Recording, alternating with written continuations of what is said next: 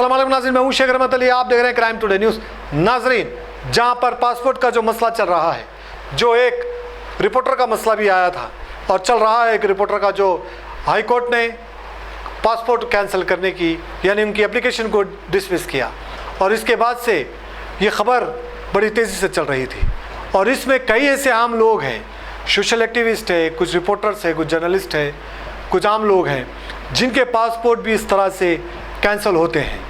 बाज़ वक्त पासपोर्ट बन नहीं रहा है, रिन्यूअल नहीं हो रहा है। इस मौजू पर तेलंगाना हाई कोर्ट और क्रिमिनल कोर्ट के मशहूर एडवोकेट जनाब मोहम्मद अफजलुद्दीन दकनी ने क्राइम टुडे से बात करते हुए सारे मौजू पर खुलकर बात की और उन्होंने वजह बताई और हमारा राइट्स क्या है, हमारा कानून क्या, हमारा संविधान क्या कहता है, इस ताल्लुक़ से उन्होंने खुलकर बात की। आइए सुनते और समझने की कोशिश करते हैं इस रिपोर्ट में। अस्सलाम वालेकुम जनाब अफजलुद्दीन दकनी साहब, बहुत बहुत शुक्रिया, आप एक अहम मौजू पे हमारे बुलाने पर हमारे स्टूडियो को आए हैं। कि जिस तरह से लोगों का ये कहना था, हमारे सभी सवाल थे कि पासपोर्ट में कई लोगों को मुश्किलात का सामना करना पड़ रहा है, कई आम लोग हैं उसमें, कई सोशल एक्टिविस्ट हैं और कुछ एक आध केस भी रहा तो उनके लिए बहुत मुश्किल हो रही है। तो इसके लिए पासपोर्ट जो है उनका बन नहीं रहा है, रिन्यूअल नहीं हो रहा है। तो इसके क्या कानून है, हमारा संविधान क्या इजाज़त देता, हमारा कानून क्या इजाज़त देता और उनको किस तरह से पासपोर्ट बनाना चाहिए, ये आप कानून की रोशनी में अगर कहें तो हमारे नाज़रीन को जो समझने में आसानी हो। बहुत बहुत शुक्रिया रहमत अली साहब। पासपोर्ट को हासिल करना, ट्रैवल करना और पासपोर्ट को रिन्यूअल करना, ये हर शहरी का कॉन्स्टिट्यूशनल फंडामेंटल राइट है। और पासपोर्ट एक्ट में कुछ रूल्स एंड रेगुलेशन है। पासपोर्ट अथॉरिटी जो सेंट्रल गवर्नमेंट के अंडर में आती है, उस पासपोर्ट अथॉरिटी जो जिस तरह से उनके क़ानून और क़ायदे के हिसाब से काम करना है, आए दिन ये दिख रहा है कि इस पासपोर्ट के रिन्यूअल और इशुएंस ऑफ पासपोर्ट को लेकर central government particularly passport authority उसका काफ़ी मिसयूज़ कर रही है।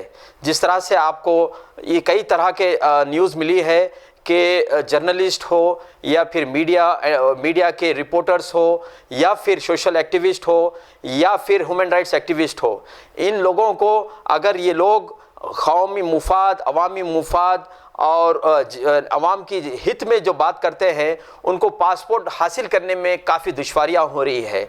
ये पासपोर्ट को हासिल करना, पासपोर्ट का रिन्यूअल लेना, ये हर शहरी का फंडामेंटल राइट है।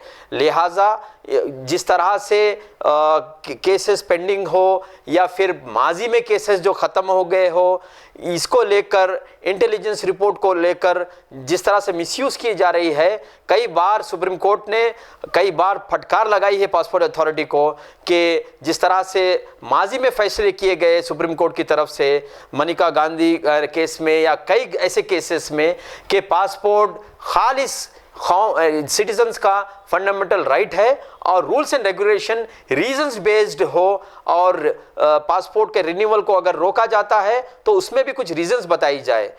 ऐसा नहीं कि कुछ केसेस ऐसे बंद हो जाए या कुछ ऐसे केसेस जो पेंडिंग है, इवन पेंडिंग केसेस में भी पासपोर्ट अथॉरिटी को इतना ही इख्तियार है कि मुतालिका कोर्ट से परमिशन लेने के लिए डायरेक्शन दे, और उमूमन जो भी पेंडिंग केसेस है उस केस में दरख्वास्त डालने के बाद कई ऐसे केसेस है, हम भी देखते हैं, हम भी प्रैक्टिसिंग लॉयर होने की हैसियत से हमने कई बार कोर्ट परमिशन लेकर पासपोर्ट को रिन्यूअल किया है, पासपोर्ट को इशुएंस किया गया है।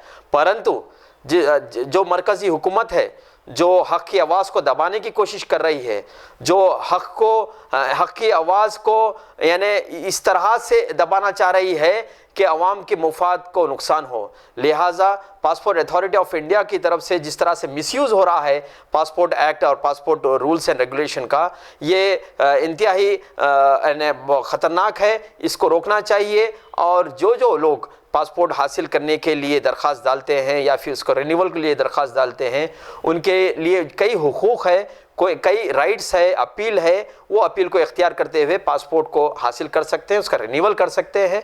क्योंकि पासपोर्ट हासिल करना, रिन्यूअल करना, बैनुल अक़वामी सफ़र करना, ये हर शहरी का कॉन्स्टिट्यूशनल फंडामेंटल राइट है। ये हाल ही में हमने देखा है कि जिस तरह से जो उमर खालिद और कई ऐसे सोशल एक्टिविस्ट है, जर्नलिस्ट है जो जेलों में बंद है 6-6 साल से, 5-5 साल से, जो अवाम के मसलों को रेस करने के लिए, उसको उठाने के लिए उनके ऊपर ये पाबंदी लगाई गई है। तो उनके ऊपर UAPA का एक्ट लगाया गया है। अब इस तरह से जो है उनकी आवाज़ दबाने के लिए भी ये एक्ट का इस्तेमाल किया जा रहा है। इसको आप कितना मुनासिब समझते हैं? UAPA का मिसयूज जितना 2014 के बाद से हुआ है, माजी में इतना कभी नहीं हुआ है। हमने देखा है, पोटा भी देखा है, टाडा भी देखा है, लेकिन इतना मिसयूज नहीं होता था। जिस तरह से उमर खालिद को बगैर ट्रायल प्रोसीडिंग स्टार्ट करे के सालों से जेल में रखा गया है, ये एक तरह से इनडायरेक्टली अथॉरिटी का मिसयूज कर रही है सेंट्रल एजेंसीज, और इस तरह से ये एक मैसेज दे रही है कि अगर हक की आवाज़ उठाएंगे तो जेलों में फंसाया जाएगा, बेलों में अपोज किया जाएगा। लिहाजा ये जो मिसयूज है क्लियरली एक वायलेशन है फंडामेंटल राइट का, और सेंट्रल एजेंसीज का भी मिसयूज हो रहा है। यकीनन ये इस बात को सुप्रीम कोर्ट ने भी फटकार लगाई है कई बार, बेल पिटिशंस का जल्द से जल्द सुनवाई हो, लेकिन अफसोस की बात यह है कि सेंट्रल एजेंसीज, रूलिंग पार्टीज ये चीज़ के ऊपर पाबंद अमल नहीं कर रही है। एक आखिरी सवाल के हाल ही में जो है एक रिपोर्टर का एक मसला चल रहा है कि उनका पासपोर्ट जो है रुका दिया गया है, और इस तरह से बहुत सारी न्यूज़ें चल रही है। तो इसका शायद आपकी नज़रों के सामने से ये जो पुराना जो केस था जो ISI से जोड़ा जा रहा है, वो उसका जजमेंट शायद आप पढ़े हैं। तो नाज़रीन को बताइए कि वो जजमेंट में क्या था, और किस तरह से उनके ऊपर ये केस था, और किस तरह से वो आगे चलकर कानूनी जो चीज़ें हैं वो कर सकते हैं। जी बिल्कुल, आए दिन जिस तरह से एक जर्नलिस्ट रिपोर्टर जनाब मोहम्मद अकरम अली साहब के बारे में जो हाल ही में फ़ैसला आया है, ये फ़ैसला बिल्कुल ही अपीलेबल है। ये फ़ैसला इत्मीनान बख्श नहीं है, इसकी अपील बिल्कुल दायर कर सकते। मैंने जब जजमेंट देखा है, ये जो WP 3114 ऑफ 2020, ये जो फाइल हुई थी पिटिशनर मोहम्मद अकरम की तरफ से, ये एक पासपोर्ट अथॉरिटी के एक फ़ैसले के ऊपर उसके ख़िलाफ़ आपने रिट पिटिशन दायर की गई थी। आपको इस केस के बारे में कुछ मालूमात देना चाहता हूँ कि 7 अगस्त 2008 को मोहम्मद अकरम अली को एक पासपोर्ट इशू किया गया था, और उसका रिन्यूअल के लिए 4 जुलाई 2018 को रिन्यूअल की दरख्वास्त डाली गई थी 2018 को, और एक साल के बाद 25/10/2019 को ये अकरम अली को उर्फ अबू अमल को एक पासपोर्ट अथॉरिटी की तरफ से एक लेटर आता है, ये बताते हुए कि इंटेलिजेंस रिपोर्ट के बुनियाद पे और माजी की इनके जो केसेस थे उस बुनियाद पे पासपोर्ट उनका रिवोक किया गया है और एक्सटेंशन को रद्द किया गया है।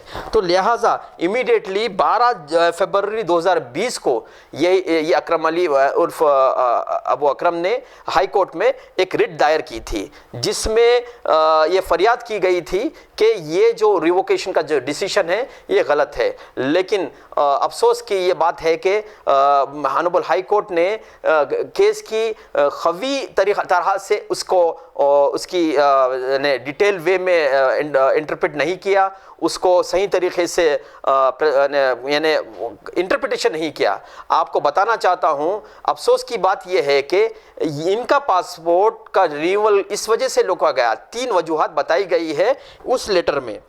पहले, एक पुराना केस, आपको बताना चाहता हूँ कि उस पुराने केस में तमाम लोग बरी होके हैं, और वो case Salim Junaid model case है। उस केस में मैंने अपने सीनियर को एज असिस्टेंस किया था।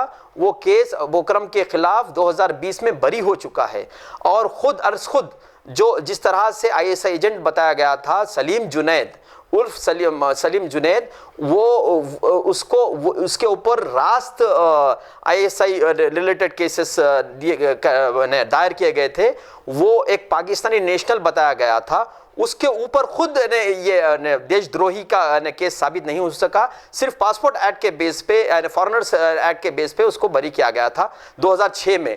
लिहाजा कुलियतन ये पूरा केस जिसमें मौलाना नसीरुद्दीन भी थे, रऊफ भाई भी थे, ये तमाम ये केस खत्म हो चुका है, बरी हो चुका है। ये केस को बुनियाद नहीं बना सकते। सुप्रीम कोर्ट ने ये कहा है कि माजी के केसेस जो बरी हो चुके हैं वो केस को बुनियाद बनाकर पासपोर्ट को रिन्यूअल को या पासपोर्ट को अलॉटमेंट करने का बुनियाद नहीं बन सकती। ये एक पहली गलती है इस जजमेंट में जो अबू अकरम के अबू अमल के खिलाफ आया है। दूसरी, एक इंटेलिजेंस रिपोर्ट, ये तमाम चीजें टीआरएस पीरियड में हुई सब रिपोर्ट है। ये तमाम चीज़ें 2018, 19 और 20 के बीच में हुई सो है। और ये उसमें एक एतराज़ जाहिर की थी पुलिस ने कि मीर चौक अबू बकर मस्जिद के पास 2018 में कुछ ऐसे वीडियो सर्कुलेट करे हैं अबू अकरम जो कि ये फंडामेंटल राइट है जर्नलिज्म का।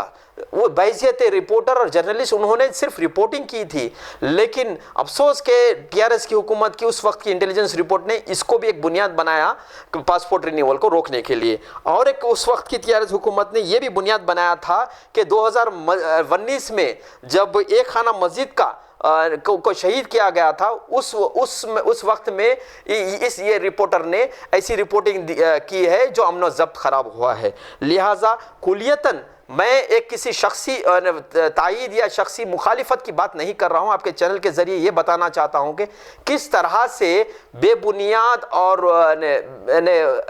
गलत रिपोर्ट्स इंटेलिजेंस को मुताल्लिक़ा पुलिस देती है 2018 और 19 में, और इनका पासपोर्ट को रोका जाता है।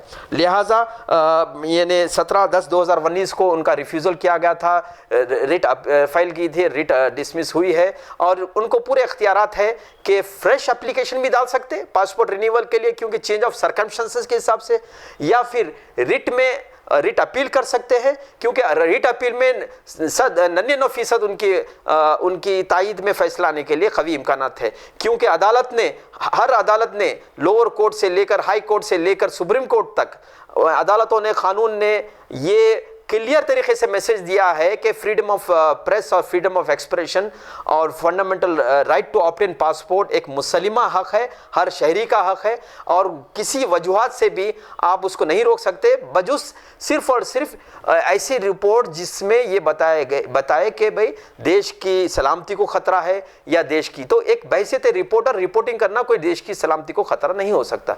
लिहाजा यकीनन उनको पासपोर्ट रिन्यूअल का एक्सटेंशन मिलेगा और उनको अपील में पूरे इख्तियारात है, वो अपील कर सकते हैं, कानूनी चाराजोही जो भी है कर सकते हैं, उनको राहत मिल सकती है।